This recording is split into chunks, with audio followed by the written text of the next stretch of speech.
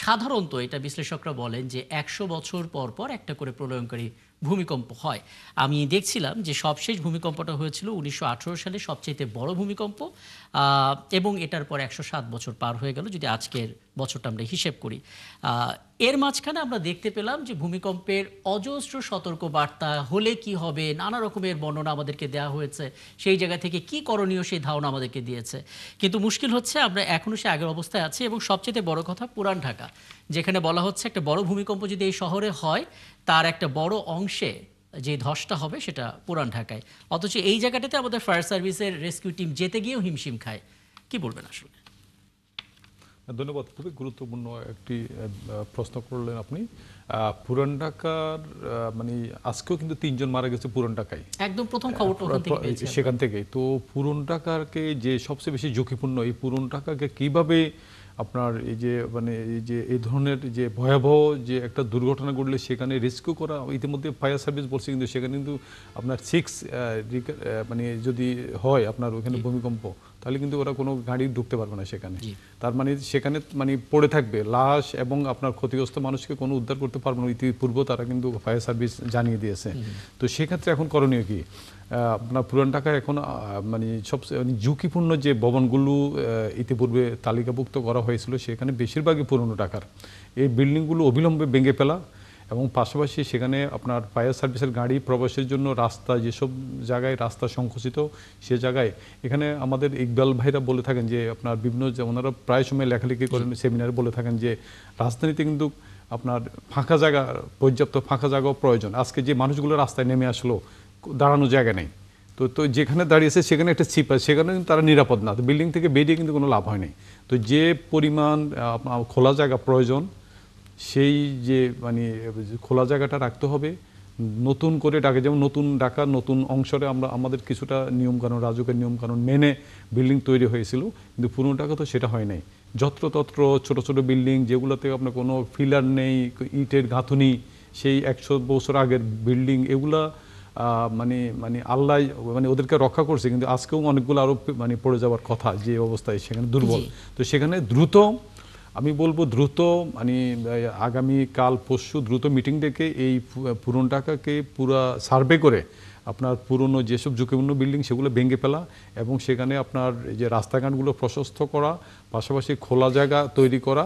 এবং আমার মতে এখানে আজকে আমাদের যে ফায়ার সার্ভিস, এখানে আমাদের বিশেষজ্ঞরা আছেন, আপনাদের যে জায়গা থেকেও আমাদের যে পুরনো ঢাকাকে মানে কিভাবে এই ঝুঁকিপূর্ণ এলাকাটা কিভাবে রক্ষা করা যায়, দ্রুত আপনাদের জায়গা থেকে সাজেস্ট করা উচিত। একটা বিষয় আপনি দেখবেন যে আমরা তো পুরান ঢাকাতে যতবার দুর্ঘটনা ঘটে, ফায়ার সার্ভিসের যে রেস্কিউ টিম তাদের সঙ্গে যখন আমরা কথা বলি, তারা কমন দুটো কথা বলেন।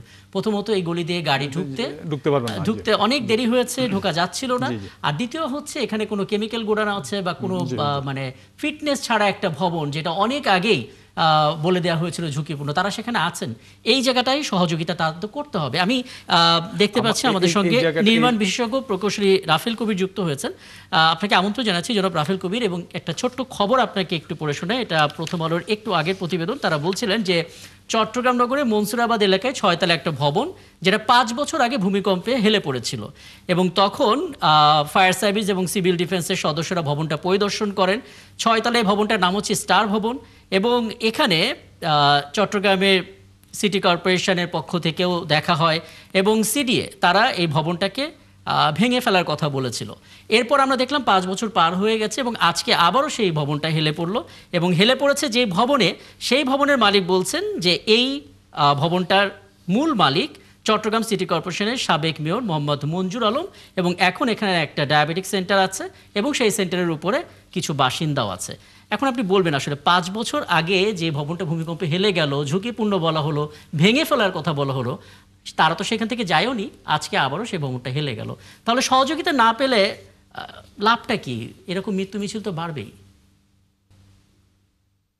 আপনাকে আমার মনে হয় যে আমাদের দেশের বাড়ির মালিকদের কাছ থেকে সহযোগিতা পাওয়া একটা অলিক স্বপ্নের ব্যাপার।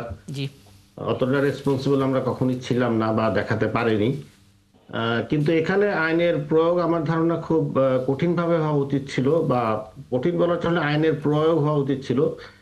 এই চট্টগ্রামের এই বিল্ডিং সহ ঢাকা শহরের অনেক বিল্ডিং বিভিন্ন সময়ে আমাদের বিভিন্ন প্রযুক্তিবিদ্যা দেখে আসলে ব্যবহারের অনুপযোগী ঘোষণা করেছেন বা অবিলম্বে ভেঙে ফেলতে বলছেন বা ওখানে কোনো লোকজন থাকতে না করেছেন।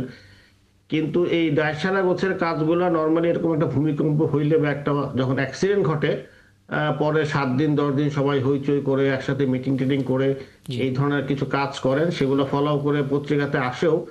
কিন্তু কিছুদিন পরে আবার আমার বাড়ির মালিক যেমন ভুলে যান যে তার বিল্ডিংটাকে মেরামত করা দরকার বা একটা যথোপযুক্ত প্রযুক্তি ব্যবহার করে বিল্ডিংটাকে পুনর্নির্মাণ করা দরকার, সেটা মালিকরা যেমন ভুলে যান, আমার ধারণা সাংবাদিকরা ভুলে যান এবং সরকার তো ভুলে জানি। তো এই জায়গাটায় এই সচেতনতার জায়গা থেকে আমার মনে হয় আইনের প্রয়োগ যদি ঠিকমতো করা হয় তাইলেই একমাত্র আমরা এই পরিস্থিতি থেকে উত্তরণ ঘটাতে পারবো। এটার আসলে অন্য কোনো অপশন আছে বলে আমি মনে করছি না। আমি একটু জনাব ইকবাল হাবিব আপনার সঙ্গে একটু যুক্ত হতে চাই এবং জনাব লিটন একটাও আপনিও এই আলাপে যুক্ত হতে পারেন।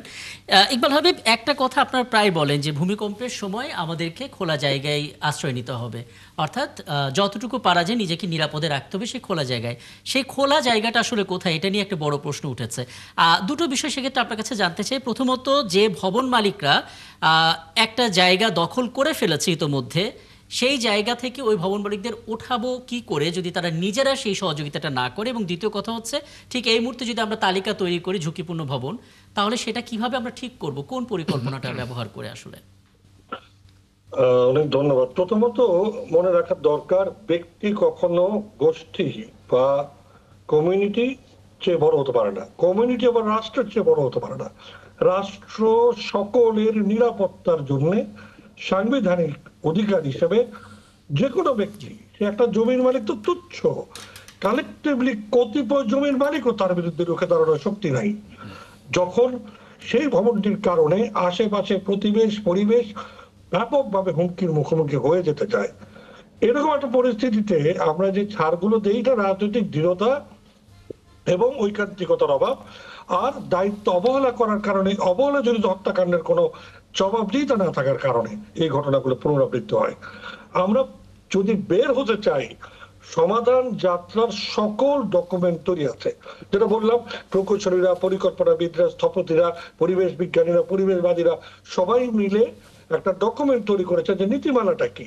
এখন প্রয়োজন সেই নীতিমালা বাস্তবায়নের জন্য একটি টাস্ক ফোর্স দিয়ে 2 থেকে 3 বছরের মধ্যে প্রত্যেকটি ভবনকে পরীক্ষা নিরীক্ষা করে সেই ভবনগুলো উপযুক্ত কিনা, বসবাস উপযুক্ত কিনা সেটা চিহ্নিত করা, না হলে তাকে সাহায্য করা। এবং এই সাহায্য সহযোগিতার পাশাপাশি আমাদের প্রয়োজনীয় রিফিউজ অঞ্চল, অর্থাৎ উন্মুক্ত স্থান, যেই জায়গায় যে কোনো ঘটনা ঘটলে মানুষ দাঁড়াতে পারে, তারও নকশা প্রণয়নের মাধ্যমে বাস্তবায়ন নিশ্চিত করা। এর জন্য আরবান রেজিলিয়েন্ট প্ল্যান তৈরি করা হয়েছে কোটি কোটি টাকা খরচ করে। একটি আরবান রেজিলিয়েন্ট ইনস্টিটিউট দাঁড় করানোর চেষ্টা করা হয়েছে, তাও কোটি কোটি টাকা খরচ করে। মজার ব্যাপার হচ্ছে, এই এতগুলো কাজ যে হলো, মনে হলো এই টাকাগুলো মারা বা টাকাগুলো চুরি করার জন্য বোধহয় এগুলো করা হচ্ছে, কারণ তার বাস্তবায়নটা নাই। অর্থাৎ এই কাজগুলোর যে পরিণতি, মানুষকে নিরাপদ নগরী নিশ্চিত করতে হবে এবং সেক্ষেত্রে প্রত্যেকটি বাড়িকে রিনিউয়েবল, অর্থাৎ প্রতি বছর নবায়নযোগ্য সার্টিফিকেশন থেকে আনতে হবে। অর্থাৎ প্রতি বছর সিটি কর্পোরেশন সেগুলো ট্যাক্স দেওয়ার পাশাপাশি জরিপ করে জানাবে যে তোমার বাড়িটি যেইভাবে আমরা অনুমোদন করেছিলাম সেটা ঠিক আছে। এই যে এক ব্যাপকভাবে 94% অননুমোদিত অথবা ব্যর্থ একবারে করা এবং তারপরে বলে হেসে হেসে দায়মোচন করা, এই রকম অবস্থা কোনোভাবেই আপনাকে সুষ্ঠু এবং নিরাপদ নগরী নিশ্চিত করতে পারে না।